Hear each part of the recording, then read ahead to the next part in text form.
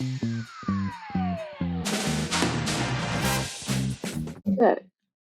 And welcome. Hi. Yep.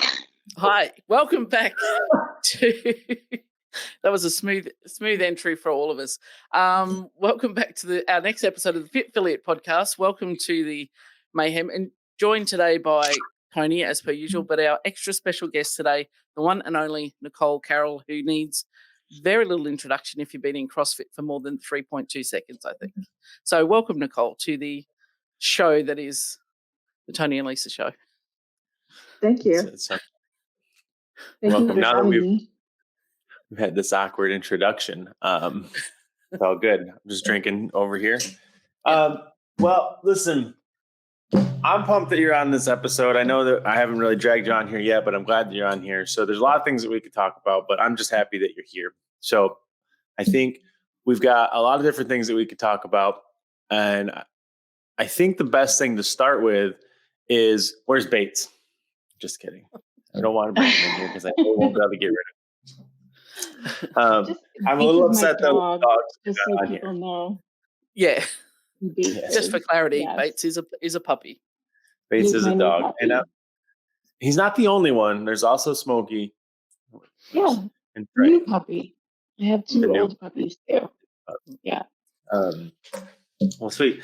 So I think everybody obviously knows who Nicole is naturally. I don't think this is really going to take a whole lot of introductions as to what it is, but I'm stuck somewhere between whether I want to talk about CrossFit level things or I want to share the world, the person that I'm so fond of, which is you. But I think we can do both of them on this episode. So I think we better just wing it and see kind of where this whole thing goes. All right. Let's try it.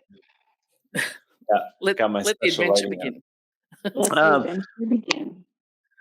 So naturally, you've got a lot of new things that have come out in the handful of last months, which is like the North Star and all that stuff. And I do want to talk about those things. But I think what it would be interesting is if people know the background story of Nicole Carroll, because everybody knows Nicole. They know all of the Nasty Girls videos and all of those things. Although without context, that would be terrible to hear on the internet. But they all know those videos. But I think I know you is relatively well, and I think that there's some background story that people would be interested in hearing. So maybe for once we talk about how you got into CrossFit as opposed to what you're doing with CrossFit, because I think that's the thing that everybody really wants to know. But I think it's important that everybody knows who you actually are, and I think that part would be fun to share the story. Okay. Yeah, I can do that. How I got into CrossFit. Well, do you guys remember? So I was living at a yoga center in the Santa Cruz Mountains. Let's just start there. We'll fast forward 20 some odd years. And decided it was time to come down from the mountain after many years.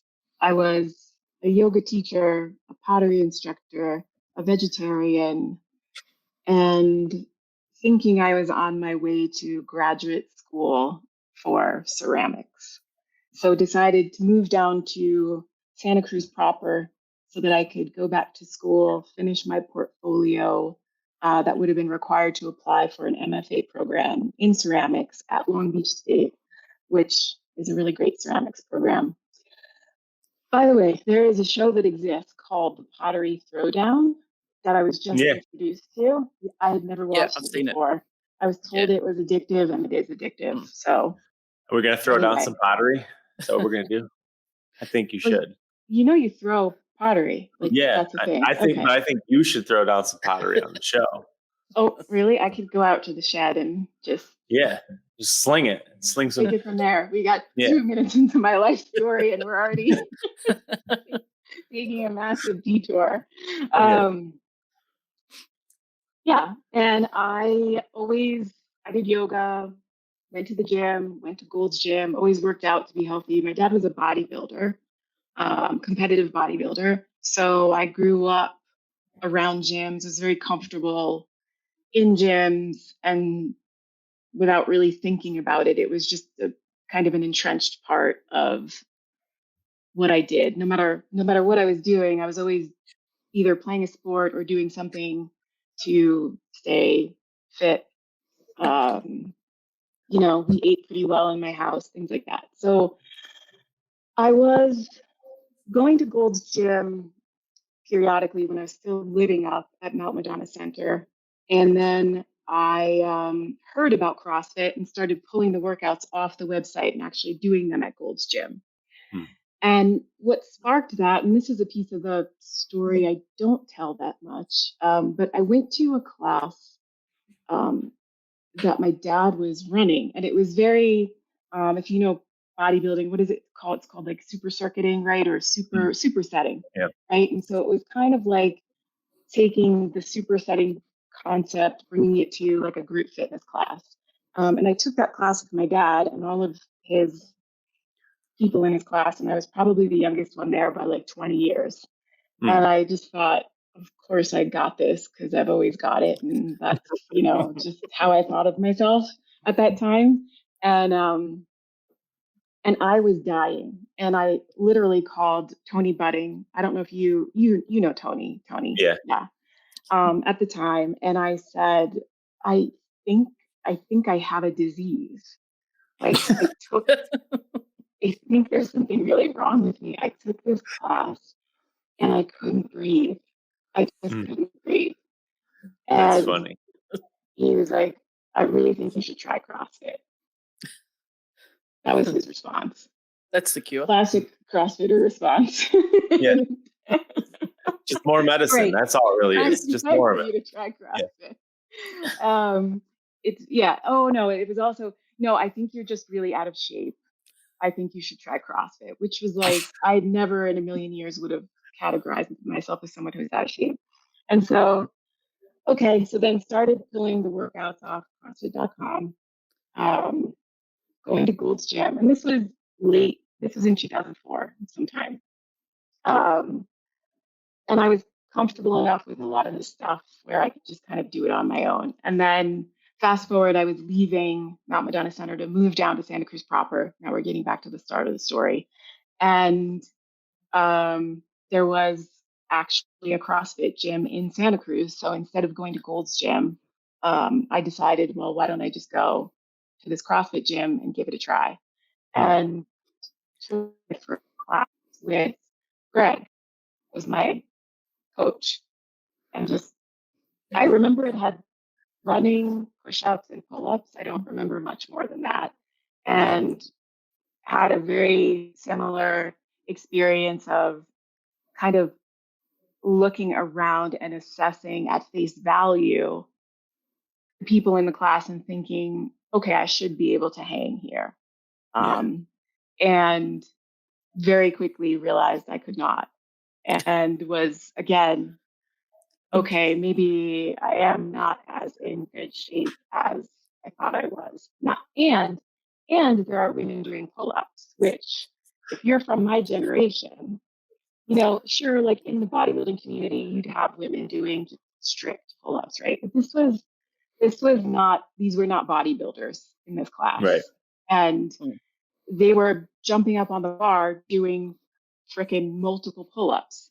And I just thought, what's going on here? Why can't I do that? I had one kicking, screaming, like not even tipping would be a like degradation. You know what I mean? Like, it was just this getting my chin over the bar. And I think about it a lot now because if you're from my generation, even we had the presidential physical fitness test and the girls could never do, we like pull-ups weren't on our test. We just got to like step up on the box, get our chin over the bar and like hang there and shake. Flexed arm hang. Yeah. The flexed arm hang. Yeah. Yeah. What even is that? I've never understood that. I was terrible at it, just so we're clear. That's why I always hated it. But I was like, I'd rather just do a pull-up than hold myself here and act like I'm having a seizure.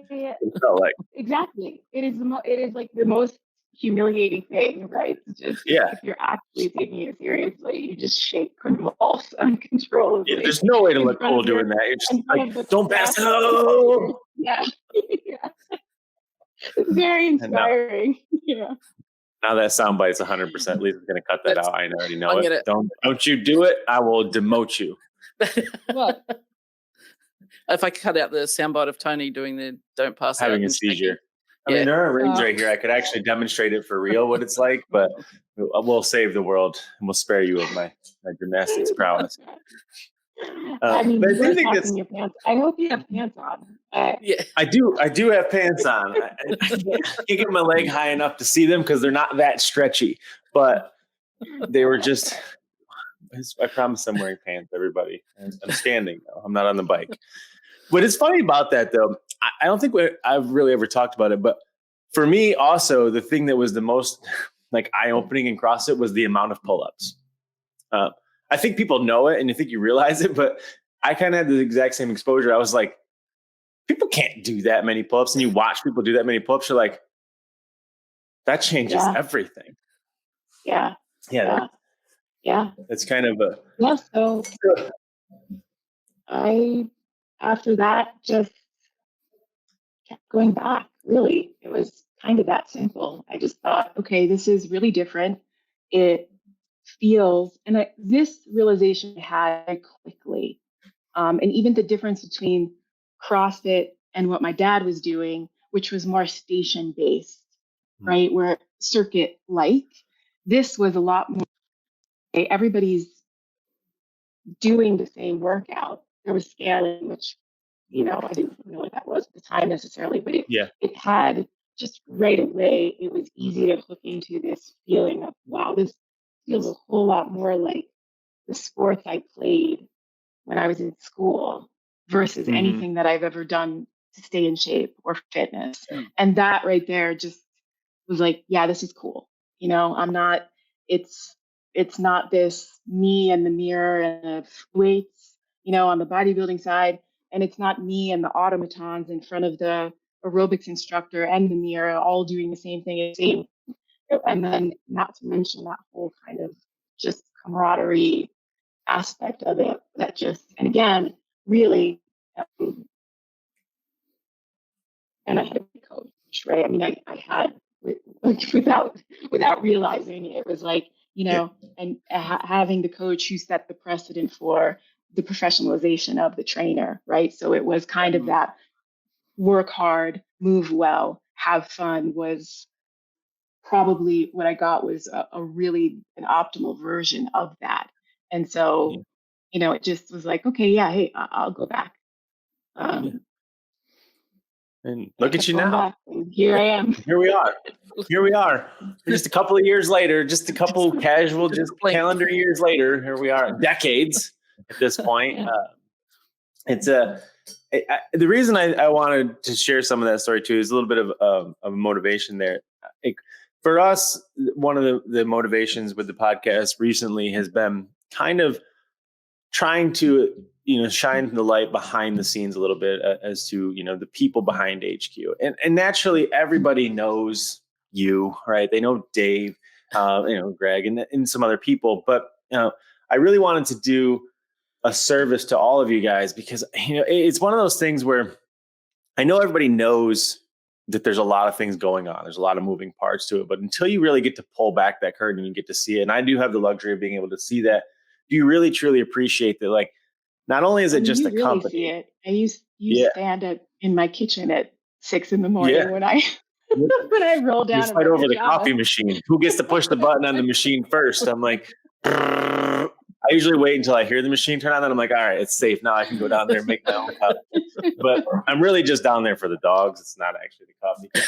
But, that's an important part of the story, though, is that even for myself, I didn't realize, simply put for everybody listening to this, Nicole is one of the hardest, longest working people that I think I have ever encountered. And naturally, yes, I do get to see way behind the curtain and stay in the kitchen, but like the amount of work that you guys put into this stuff, I don't think can be understated. And I don't know as though a lot of people really, truly understand and appreciate that. I mean, it's really easy to stand on the outside of HQ and be in the affiliate or wherever and point and throw rocks and be like, HQ doesn't do enough. And so what was interesting about that story, though, for me is that when you look at that and you're like, wow, you guys are working really hard. But one of the first conversations you and I really had in depth about it was really your honesty being like, we can do more, and that to me, I was like, wow, you're not like somebody who is going to defend the model. Like, and that I always thought was very cool. And so for me, from that point forward, I was like, I think more people need to get out from behind HQ, and we'll put them on the podcast. And, we had Rex on here, and obviously you're now on here, but I think it'll be very fun for people to realize that, like, not only is there real people behind this thing, but they're real people who are obviously real CrossFitters, which they know, but truly how hard everybody's working for the same cause. And that part's very cool. But I think it starts with knowing that, like, we all have similar origin stories. Yeah. And I think we all kind of forget that sometimes, especially the newer people who come in to realize that, like, all of us weirdos started kind of just like you guys did, except for it was way harder to find CrossFit back then. They were like weird, sort of like pseudo, like secret places. Yeah, it was like an underground network. Yeah. You had to have like a secret knock. It was an underground marketing network, if such a thing. Yeah, you had to figure out, you had to know somebody at that point. You had to know the other Tony Budding to get in there. Even when I started in 2011, it was still like, I would explain to people, I'm doing this thing CrossFit, and they were like, what? Is it like cross training? Or, it was still very low key, and people just didn't understand it even then. And it was like, that sounds too hard, and before it's now just part of the vernacular. Yeah. Yeah. It's the way people work out now. Yeah. For sure. And we spawned a lot of imitators, right? We spawned a new genre of kind of boutique fitness, and it's all product imitation. Frankly, I'm just going to say it. But anyway, well, it's a good thing. That is one of the things that I did want to talk about.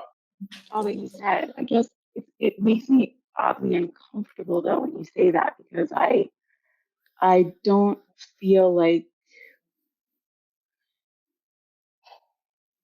Yeah, we should be judged by the quality of what we do, not for how hard I work. Everybody works hard, like I think our community has the right to demand that from us.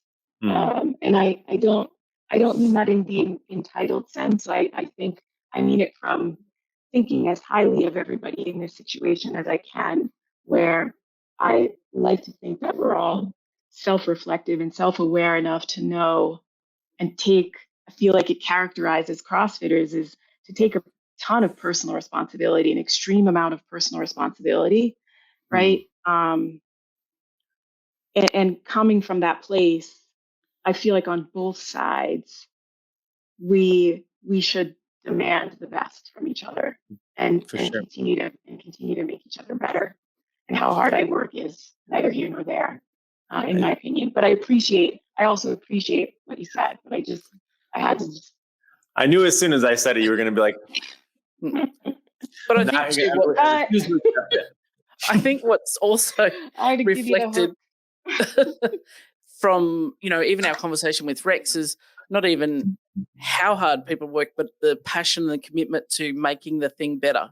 And that is going to be hard work, but everyone that I've interacted with, in my time as an affiliate owner, or even through talking to Tony about some of the stuff behind the curtains, is the passion, the willingness to run into the battle for this thing and want it to be better, rather than going, I'm working hard, that's enough. It's like we want it to be as good as it can be.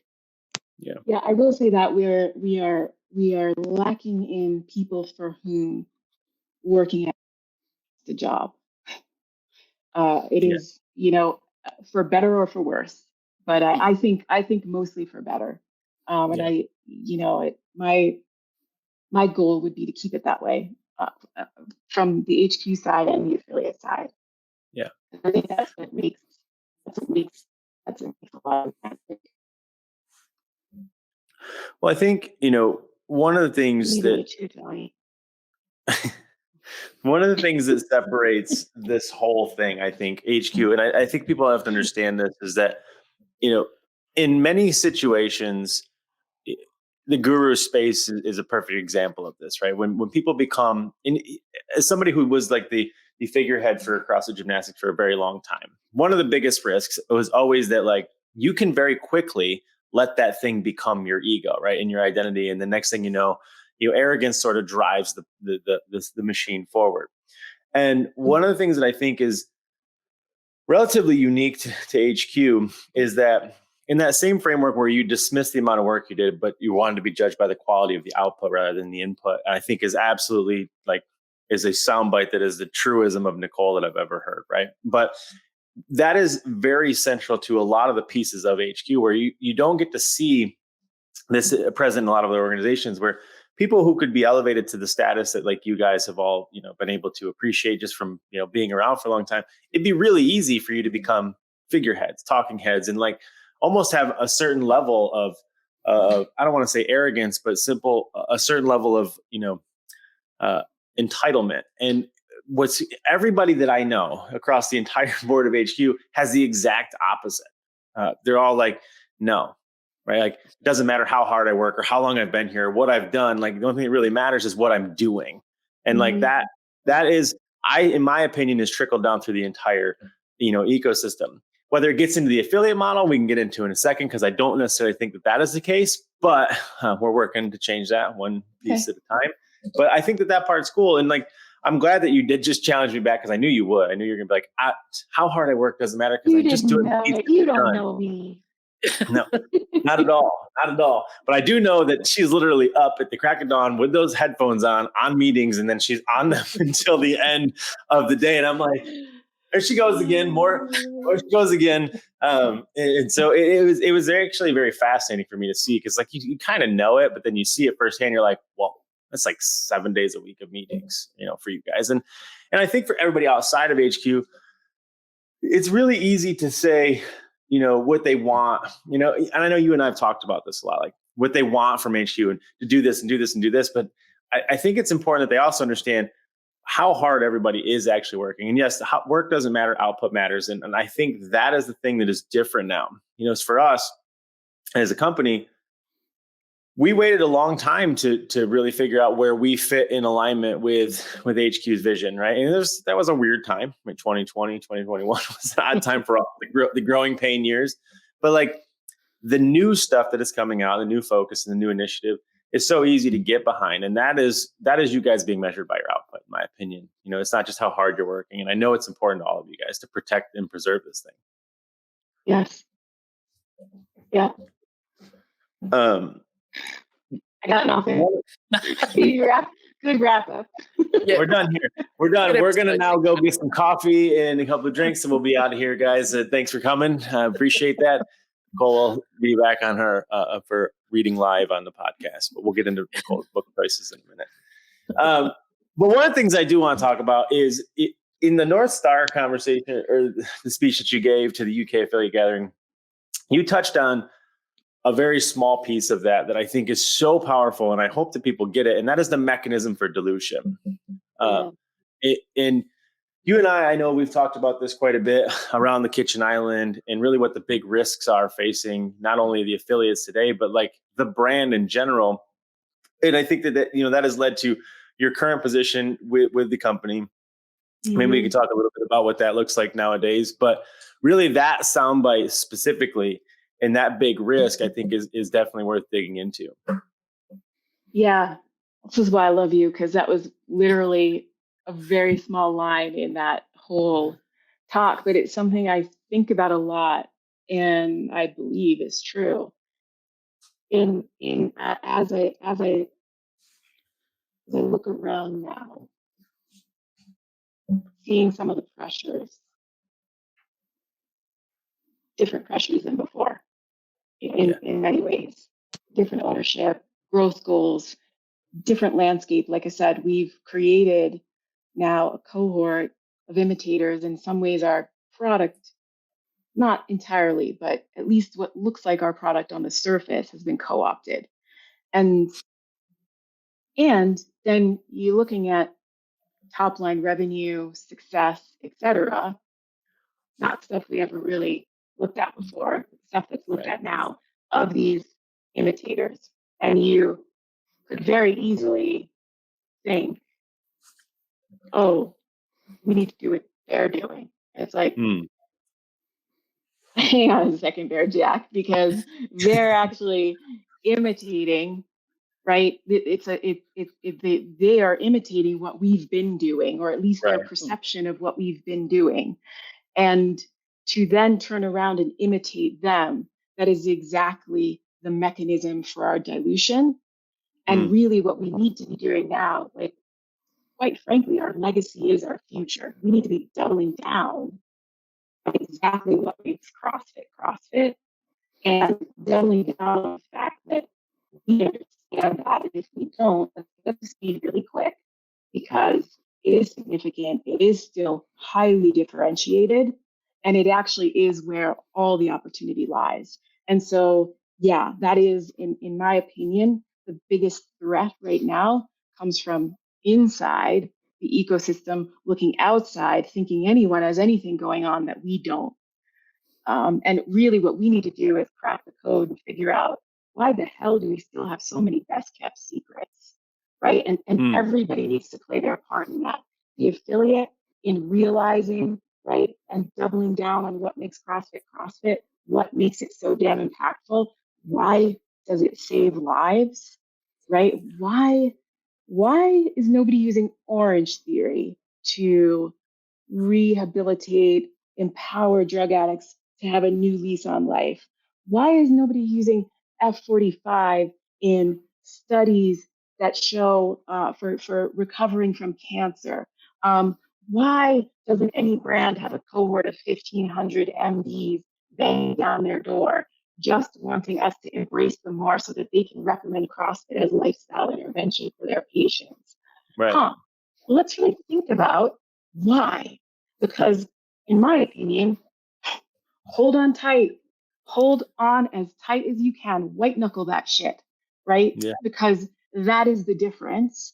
That is what matters. That is what makes us us. And I'm not saying that there's not something, because we also make the monsters, right, that were in 2 weeks at the games. And yes, we can do all of that. Why? Because it's not hyperbole. So let's understand that, and let's all double down on it. Us, from a brand promise perspective, right? Let's, all of us at HQ, understand in no uncertain terms the answer to that question, why, right? Yeah. And then let's crack the code and figure out how we can let the world know. Because every other brand seems to be able to let the world know what they're all about. Like, I think we can do that. I know we can do that, right? We need a clear answer. We need great, committed, dedicated talent, which we have, and we can do that. And then from the affiliate side, man, I want them to over-deliver on that promise. Whatever we tell the world, they need to over-deliver. And that is how we will take over the world. And guess what? Taking over the world doesn't just mean we all win as business owners. It means, we are making the world a healthier place. For real. Like, what we have on tap, what we have to offer makes the world a healthier place. Not just for 17 to 35 fitness interested, wanting to move from fit to fitter, wanting to move from a little skinny to a little skinnier, right? No, for everyone, right? Everyone. The people that I want to drive my party bus to and pick them up at their house and get them out of bed and off the couch and bring them into a gym, right? And just get them up to speed, all the way to, the 18-year-old aspirational games athlete, right? Who is fangirling over Mal O'Brien. Like, what a wonderful thing, right? What a wonderful role model. Like, there is so much health on tap in terms of what we have to offer the world, right? We just need to not fuck it up. We need to understand all of the mechanisms that we have at our disposal that are creating that, and we need to double down. We need to look in, not out, because there's no competition out there as far as I'm concerned. And I'll just say, the world doesn't need another cheese dick fitness brand. That's not what the world needs. That is the hashtag of the year. That's going to be the thumbnail of the whole thing. It goes like, you can't do that to me. You already put me on this podcast. You can't quote me saying cheese dick. I don't know that we've ever used that term on the podcast. There's a lot of North Star t-shirts coming out, but there's going to be a cheese dick t-shirt coming out now. Vindicate. They're on it already. It's going to be, we're going to make the first FitFilliate t-shirt that says, don't be a cheese dick. So that's my quotes. My quotes are truncated, and I'm like, that was taken out of context. It's fine. Although I do have some good one-liners. You know, don't slap your monkey. Yeah. That one, I wasn't going to let that's that a one Diesel out. Day. That's reserved for Diesel Day crowd only. That's the midnight to 2 a.m. There's a story couple that of I them, tell like people on the rowers. those and like the little pink things, but I'll save the rest of that conversation. I'm disturbed. Lisa's like, what is going on here? I am not invited to these private conversations that I don't know anything about. 3:30 a.m. here. I don't know if I'm awake enough to talk about pink things and slapping your monkey, but cool. I don't even remember what the pink things were. You do. You wanted one. Somebody else at the table had one, and that was you guys. That was your dirty mind. no, do not. Yeah. That is not that. Yeah. Let's just move away from these little things. But I do think we probably could have wrapped up the podcast right now, right after that soundbite. And that's why we've had a lot of people on the podcast, but you can definitely fire up the room, right? And now I feel like I should be doing some pull-ups back here and getting back to that. Do it. I'll count. And attention all the way up. Not fit enough these days. I just hang them there out of decoration. Same with like the books back there. I don't read those. They just hang out now. But inside that, though, aside from all, like, there's a lot of power in that. And hopefully everybody that's listening to it does kind of spend some time thinking about it and processing it, because you're right. There is something to be said that needs to be said. It needs to be said more often, more regularly, and more repeatedly, that like, not only is this CrossFit, but also really starting to set some clarity on what is not, right? Because like there's a whole huge part of that conversation, which is like, it might look like and even smell like, but like it's not a duck, right? It's not quacking like us. It's not doing us. And I think a lot of that is one of the big risks that's facing, the model today, where, you can get dreadfully close to that painful, that high intensity workout and be like, must be the same things, listing the same thing. And then when you zoom way out, there's not a lot of, Dale stories in bright orange, DJ ran classes, right? There's not a lot of situations where people are literally overcoming an entire, lifestyle, an entire, generation of being raised, et cetera, overcoming that inside this gym, inside these clever acronyms of fitness facilities. Mm-hmm. And there's something to be said about that. And you also said that, I think, in that speech too, which is in regards to the Why We Gather excerpt about that. But there is something very, very culturally important about this. And I don't think that's lost on affiliate owners. I think that everybody will tell you that like the community is the thing that makes us different.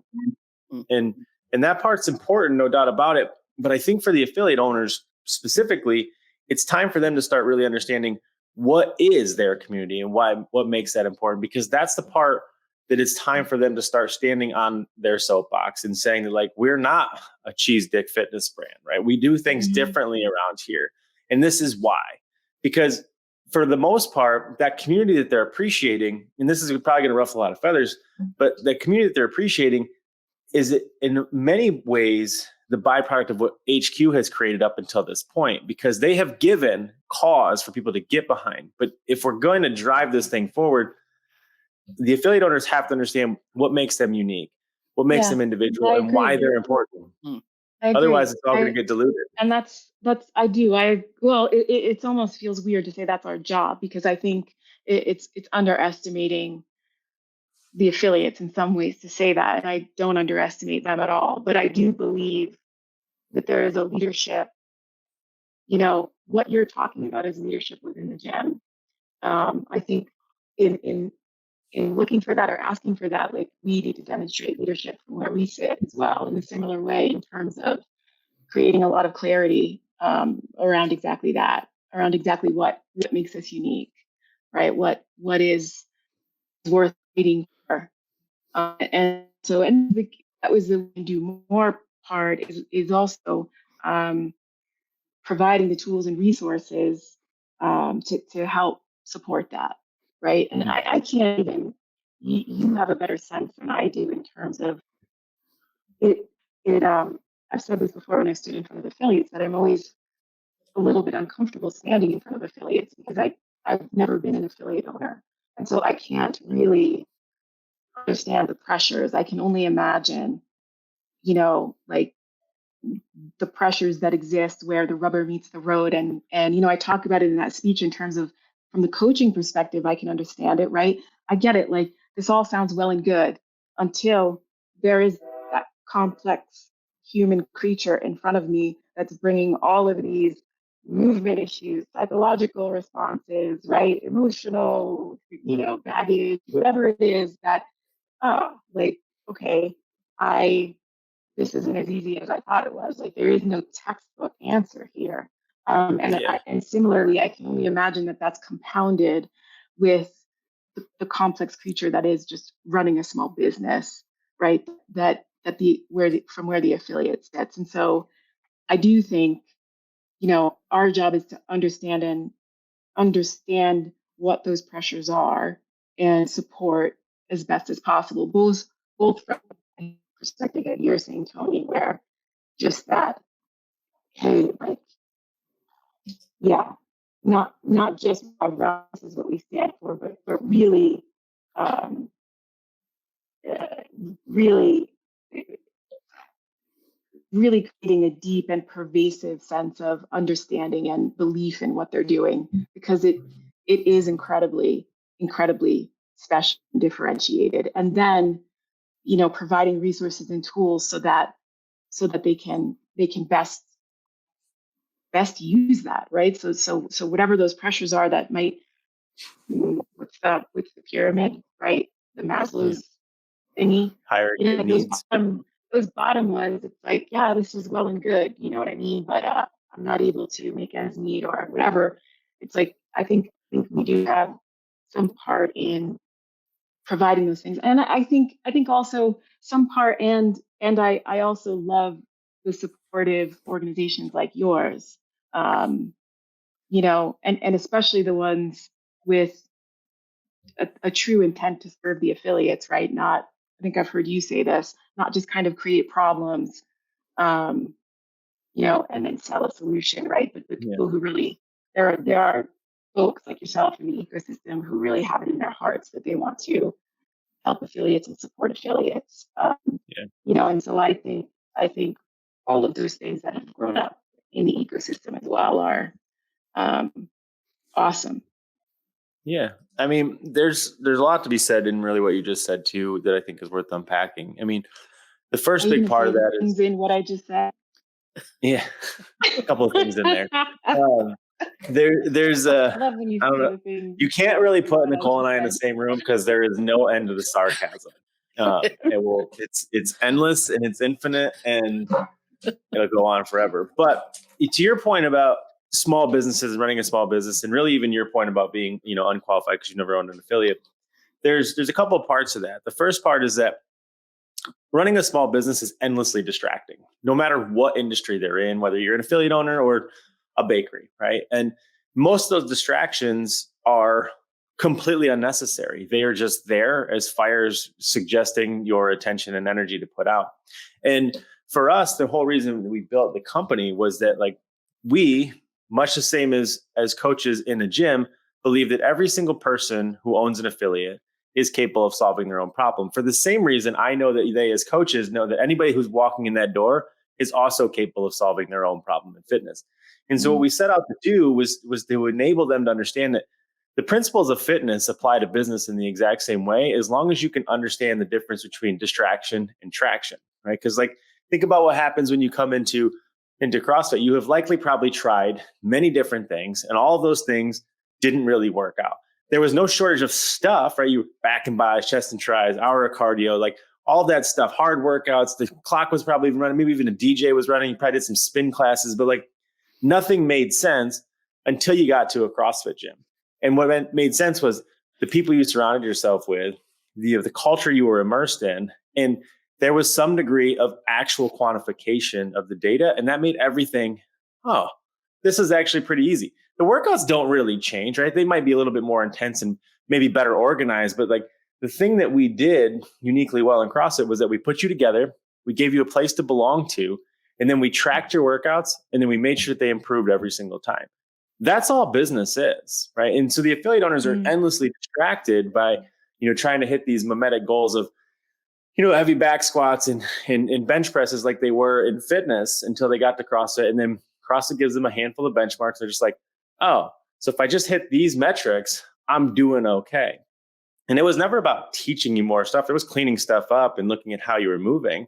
And that's really all that has to happen in the affiliates. And so to your point about them, being these centers in which change happens, that absolutely is true. And the first thing that does happen is they do need to figure out that they are enough. And I think that you and I have talked about this so many times, and that everybody is creating the chaos to sell them the cure. And while there is some truth to the fact that there is some chaos out there, none of that suggests that they don't have the solution to their own problem. And so we've got to get affiliate owners back to believing, for the same reason affiliate owners know that we have to get the population back to believing. Because if we can't do that, the whole thing comes apart. I get the whole I believe in you now. Makes sense. Yeah. I forget that that's up there, but I leave it up there because I always want to take it down. I'm like, you know what? It just works. And I'm lazy, so I'm not taking it down. It takes 2 seconds. But yeah, so like the one other thing you said something in there about that I wanted to back up, and you said that's all CrossFit did. And I guess though maybe I was thinking like, yeah, what did we do? We Greg, right, find fitness in a landscape where no measurable definition existed. To find fitness in a way that was measurable, very, very clearly, you could tell whether or not it was working, measurable, observable, repeatable, right? And so that is very, very distinctive, and it's interesting when you start thinking about it in terms of business as well.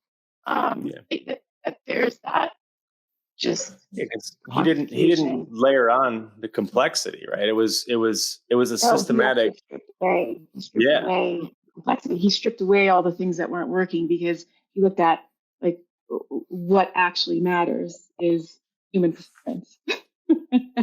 He was looking. He knew the goal, right, of fitness that is broad, general, inclusive, that would lend itself to the unknown and unknowable and other things. We got our level 1, but for real, right? That was the and the outcome was that measured definition of fitness and health ultimately. Yeah.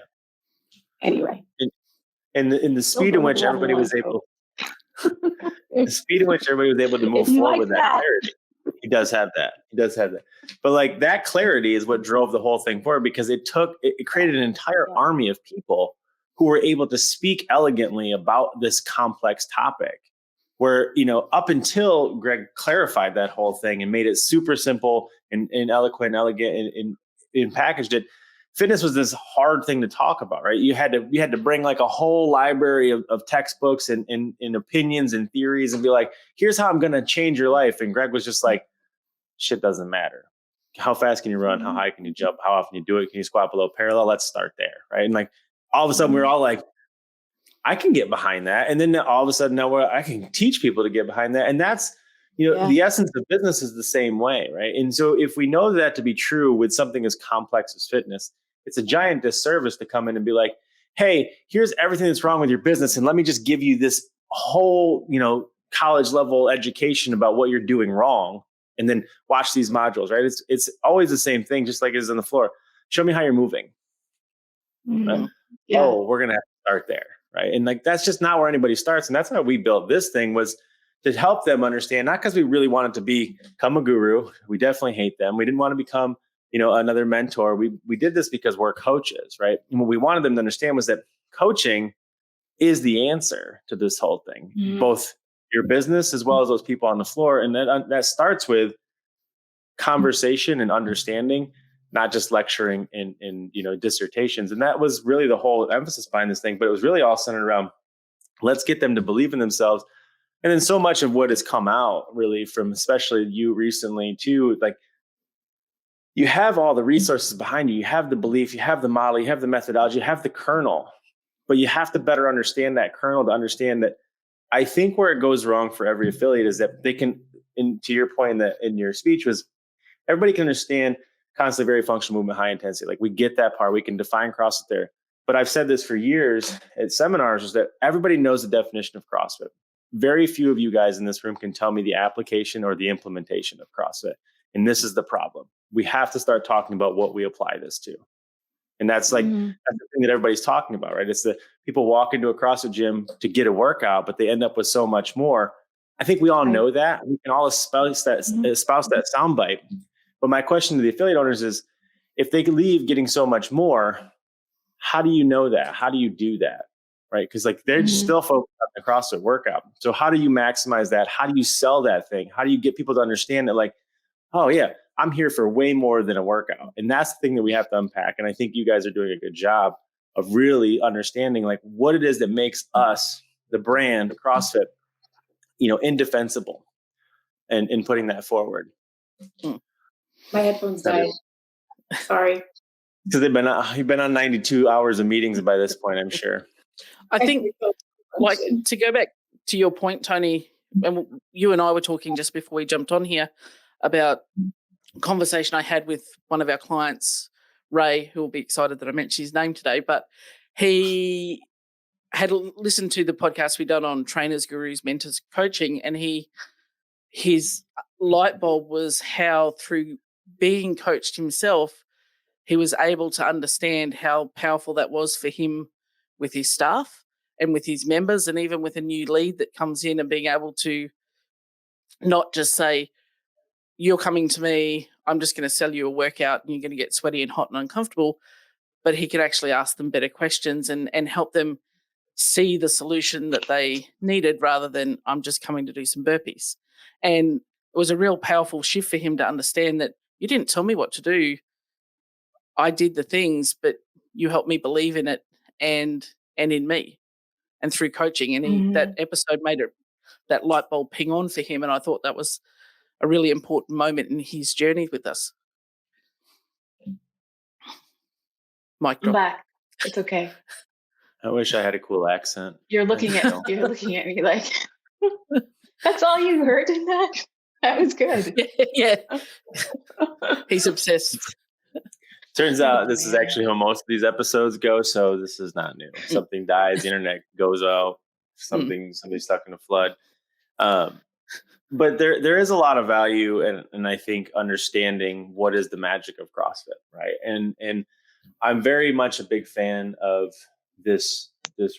I would call it reinvigorated, call it re-energized, whatever you want to call it, but just a refocus back on that true magic. And I think for a handful of years, we've gone through some generations across. We've talked about this with a couple of different people on the podcast. Like we've all lived through this evolution of CrossFit. Like we were just laughing about the early days, and we were like, what even is this thing? I don't even know what to expect. Like you had no idea what workouts were going to feel like, because it was all still so new. And then, we moved through different generations of life. And then I think somewhere in the middle of that, we got really, really distracted as a community with the minutia that was fitness, as opposed to the application that was fitness. And, it's easy to point the finger at the games and be like, competitive CrossFit did it, distracted us all, but it really was never that. I don't think it was the thing that we say on here a lot, and that is the absence of why is what's become wise. And fitness in general has this fascinating and infinite way of distracting people who don't have concrete whys, right? If we've forgotten what brought us in the gym in the first place, and what got us to have the courage to bring our gym bag out of the closet, dust it off, throw it in the car, drive across town, walk in this weird warehouse where nobody's got their shirt on, right? And the music is loud, and be like, please change my life. Like that has to be a very profound and compelling why, right? And if you forget that, and you do really quickly, because CrossFit is so effective at getting you out of pain so fast that like within a month, you like almost become unrecognizable to that pain that brought you in the door. And the next thing you know, you're like, you've got a whole new set of goals. And those goals, if you're not careful, look like those benchmarks. And there's nothing wrong with those benchmarks, but we've all forgotten, I think, somewhere in that journey, that the point of those benchmarks was to afford you and enable you the ability to go do things with those benchmarks. And that's why we always talk on here about the most important line. Is it though? Go ahead. I don't know. It's weird to tell people what their goals are to do with the benchmarks, right? I mean, for some people, maybe that's okay. I get what you're saying. But it's like, right. The goal is the goal, whatever that goal is to you that's coming from within. the idea would be CrossFit can support that. And even if CrossFit becomes the thing, I think that's okay too.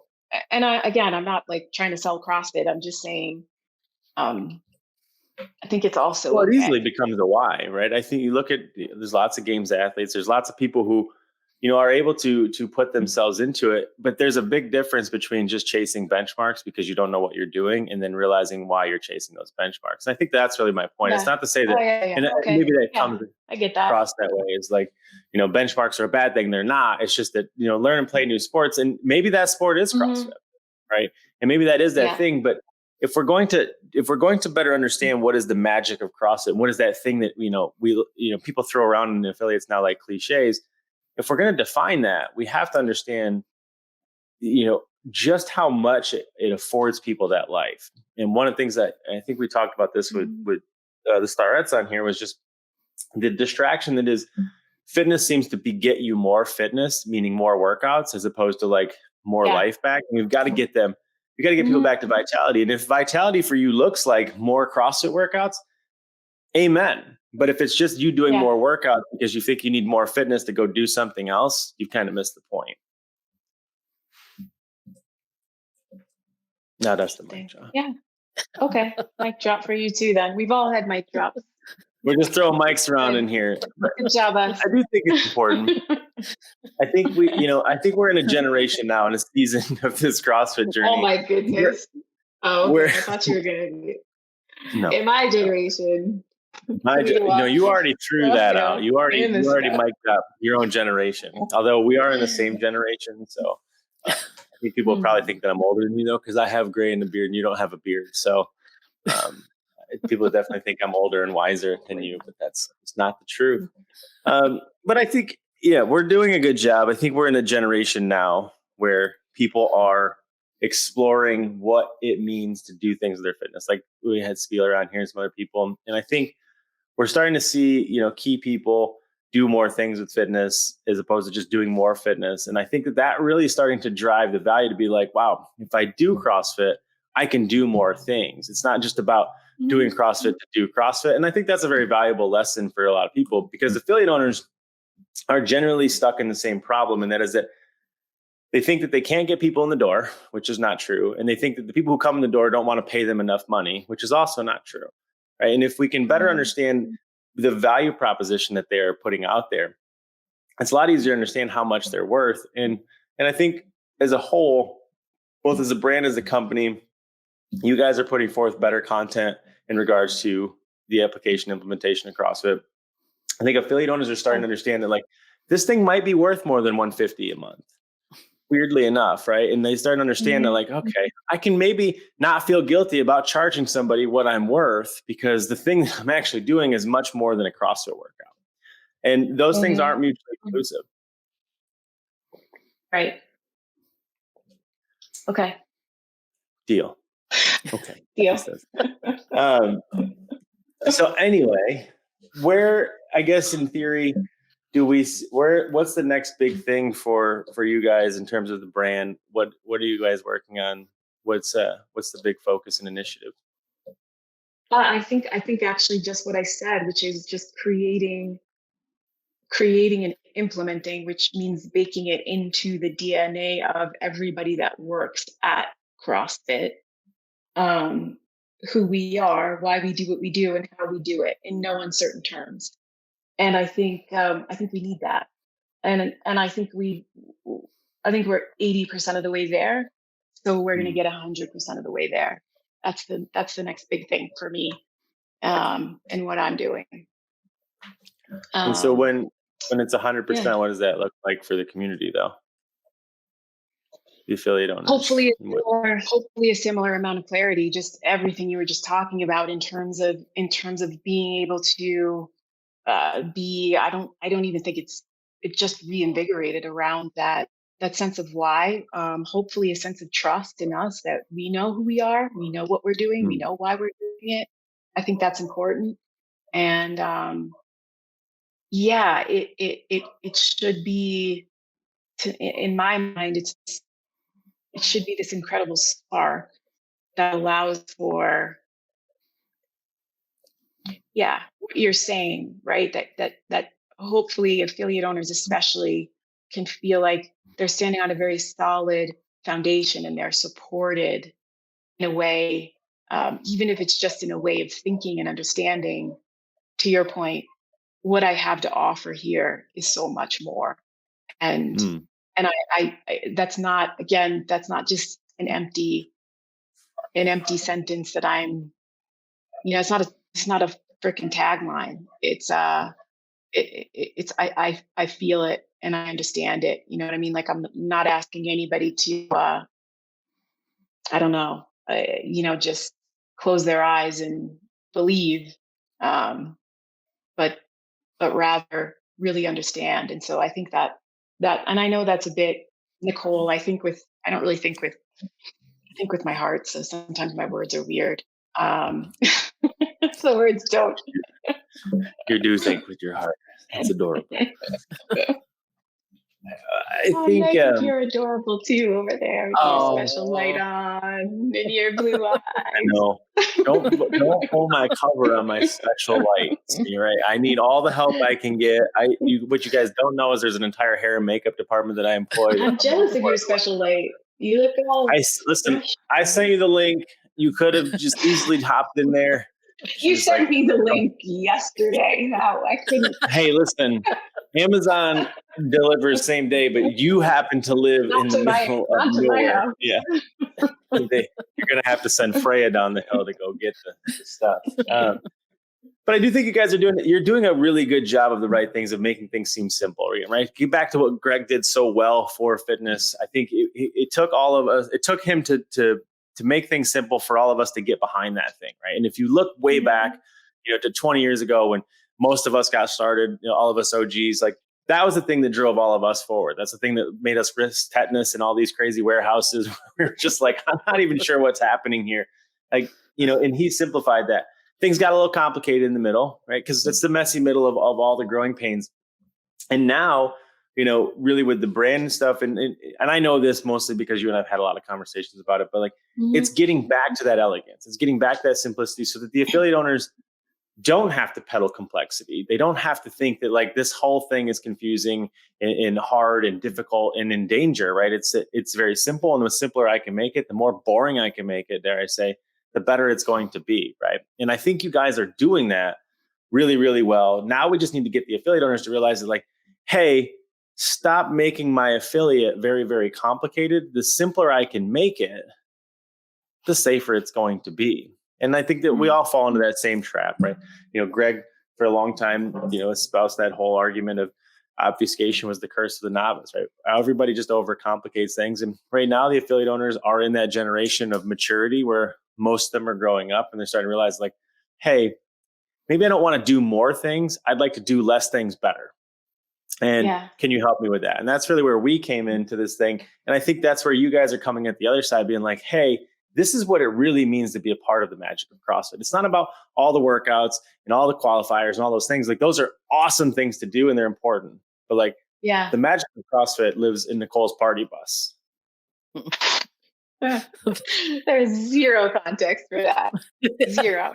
I do want to say another thing, though. I love everything you're saying, and I'll say another thing that makes me uncomfortable that I don't believe.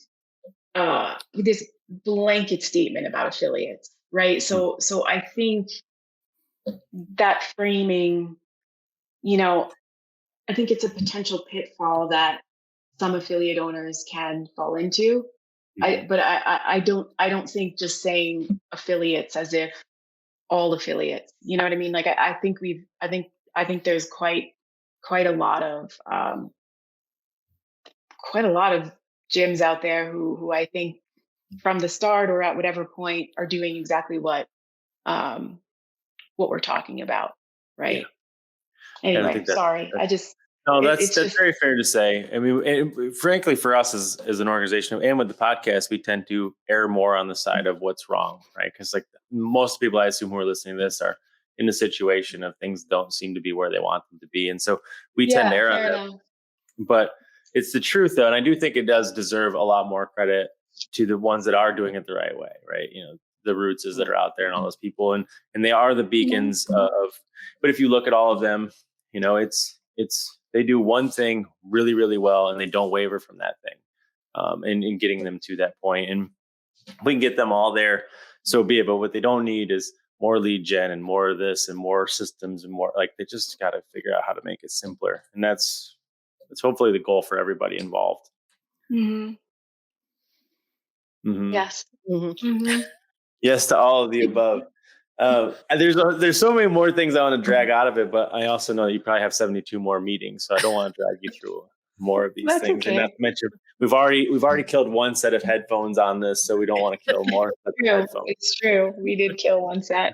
True. That's a first. And frankly, I'm here to drive you crazy. But the big question is, the most important question is, if you could give people 3 books to read, what books would you give them to read?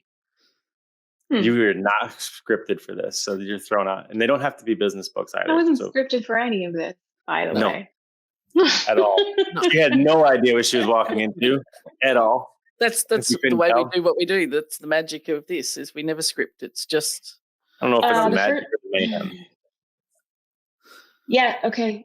I think I got them. The first one is probably The Book of Essentials by David White, which I gave you when you stayed here. Just poetry. It is poetry. Yeah. Mm-hmm. Yeah, just such a man. Like, there's just so much humanity in them, and I don't know. I just think it makes me understand myself better when I read his stuff.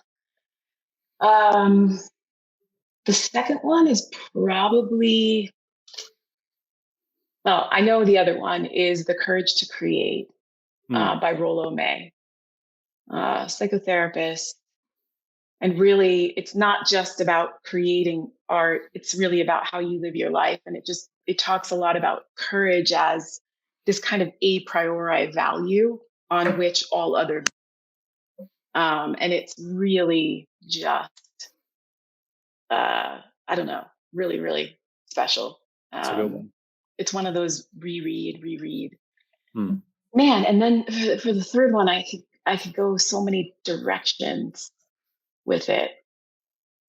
I'm trying to think of nonfiction. Well, actually, The Courage to Create is not. There's no wrong answer. I know, but I'm just, I'm like, I think The Coddling of the American Mind might be the other one. It was either that or Moby Dick or Les Mis. I'm actually shocked Moby Dick did not get in there. Just so we're clear. Moby Dick is, it's just, I feel like it's a pipe dream to recommend that one to most people, you know, but it is potentially Nicole's favorite book. It is one of my favorite books. Yes. Yeah, we almost named Bates Moby. I know. I still think you should have, but no, because it was too confusing for Smokey. I know. And I can't hurt Smokey's feelings. That just wasn't okay. Yes. So, Moby. Well, we almost named him Moby D, actually. Moby D. Poor Bates. Poor Bates. Poor Bates. He's the most spoiled dog in the universe. He is quite literally, for all of you guys who don't know, the dog is literally a walking stuffed animal. He is hilarious. He has a ball of energy. But to me, also the reason why I asked Nicole what 3 books, for all of you guys listening, she's a huge reader. It's one big thing that we have in common. And for me, bringing you on here, I was so torn between having a conversation that people expect, you know, about CrossFit and what you're doing and so much of that nature. But my main initiative and my main incentive was to bring on and share kind of the person that I know and love, which is you, because I think that there's so much value in the person that you are. But, you know, for everybody that's listening, I know that there's a ton of value in terms of what you're bringing to the table with the work that's being done in HQ. And so we had to start there. But, you know, there's a fascinating mind is an understatement. And it's why I think you and I have become, you know, such good friends through that process. But like, books are kind of a good example. Also, throwing some pottery and some dogs. But we could talk about those topics forever. Maybe I'll just drag you back on. We'll just talk about books, puppies, and pottery. We just need a I can come back, and then this way people know what poetry, pottery, and puppies. advertise it as poetry, pottery, and puppies. And so if people are like, what? They don't have to listen. We'll just launch a whole new podcast about it. Poetry, pottery, and puppies with Nicole Carroll. The FitFilliate lifestyle podcast. We'll just put that in. She's like, I don't have any more time to record anything, so I'm not doing another thing. No, this is fun. This is fun. This was I think I told Craig his was my third podcast in my life, and so this is probably my fourth. But this wasn't so bad. This wasn't so bad. I wanted to be fun for you. I'd put off asking you to do it for a long time. I knew you would do it, and I knew that you would mind doing it. I knew I could make it fun for you, but I also know that it was important that. And you don't do a lot of them, so I'm happy you're here. Thank you for coming on the episode. No, thank you for having me. For real, it was fun as always talking to you and Lisa, listening to your accent. I didn't hear anything you said. I'm totally kidding. I am kidding. It's a common problem. Apparently, Tony says that nobody can understand me. That's why you're very understandable. It's just very nice to listen to you. You can get, you guys are the only ones who've ever said that. Yeah, Lisa gets me ranting, and then every once in a while she pops in with the Queen's English to bring everybody back and be like, "Oh yeah, we're on a podcast, we're listening." Yeah. So that's why Lisa's here. She's really good at grounding all of us. But just the ringmaster to the circus. Good, yeah, quite literally the circus of my mind. Combo.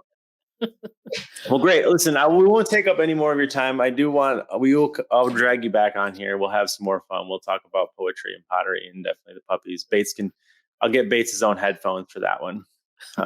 After you get him through some more classes, maybe I'll just come out. We'll do it live at the table while Bates bites at my ankles.